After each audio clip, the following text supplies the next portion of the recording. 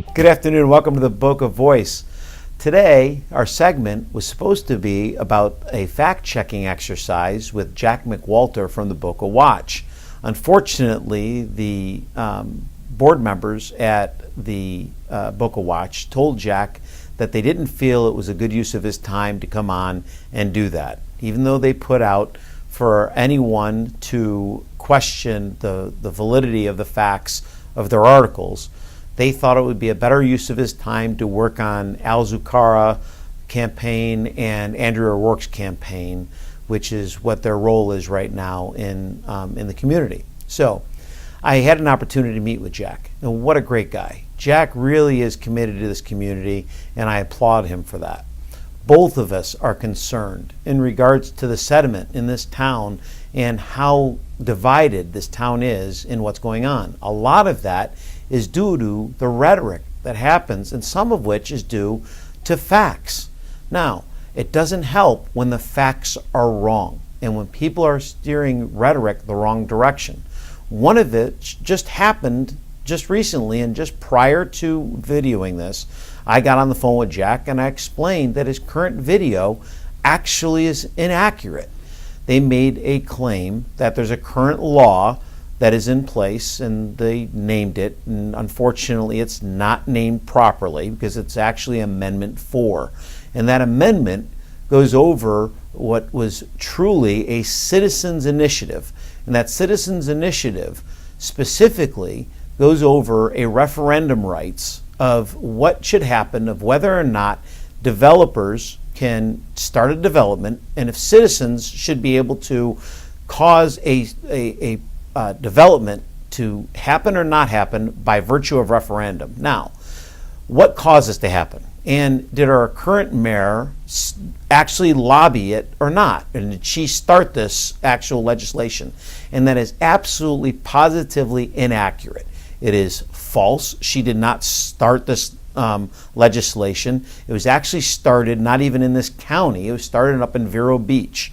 And it was started actually based upon things that happened in the other side of the state. It actually took place based upon things that happened in St. Petersburg, where a city that tried this, that actually tried using referendums, and nothing, a developer couldn't handle anything without having citizens vote on it by virtue of referendums. Okay, it almost bankrupted the city in St. Petersburg. So a citizens initiative took place where it was called the hometown democracy, where any citizen, okay, and any city in the country, any city in the state of Florida would run it based upon a referendum, any development program, and all of the cities got together. Any one of the cities would cause that to happen. Now, what happened is that a lot of mayors throughout the city all went up to Tallahassee. Not just our mayor, a lot of mayors went up to the city. They all talked about it. Now, when it went to vote, 3 million Floridians, 3 million, okay, defeated the bill. It wasn't Mayor Haney, 3 million Floridians defeated the bill. So, when we make statements that make it sound like Mayor Haney flew up to Tallahassee under the cover of darkness, went up there, lobbied for this to happen to specifically hurt Boca Raton, it is a misleading statement. That causes people to look at her in a different light. Okay? That's not fair. That's an unfair statement. Why are we making those statements? Are they factual? Which is why I wanted to take them up on the fact that they offered to come onto the show and look at all of the different articles that they wrote over the last 4 or 5 years on the Boca Watch. There's plenty of other articles that they've written that are not factual. We could look at them, take a look at the facts, break them apart one by one. Now, there are other articles that maybe they are factual, maybe they're not. Why did they not allow Jack, who is willing to come on, why did they stop him from coming on? Why did Al, twice in a row, stop and not agree to come on moments before we actually agreed to interview him? He agreed twice to come onto the show and get interviewed. This is a gentleman that's running for mayor on a platform of transparency. Yet, how can you be transparent and not want to be interviewed? What question could I possibly ask him?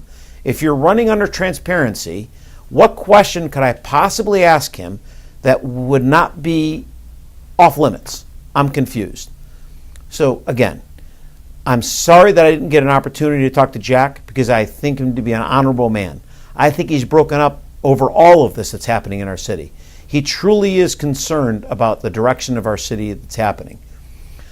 I've looked at a lot of posts this week, a lot of things that have happened on the Boca Voice and a lot of the things that we've posted on, including this last segment we did with one of the representatives, Angelo from Crocker, going back and forth and looking at some of the communications that we've had and looking at how people talk about it. Sometimes the dialogue starts heading towards it's the volume of construction and the volume of development.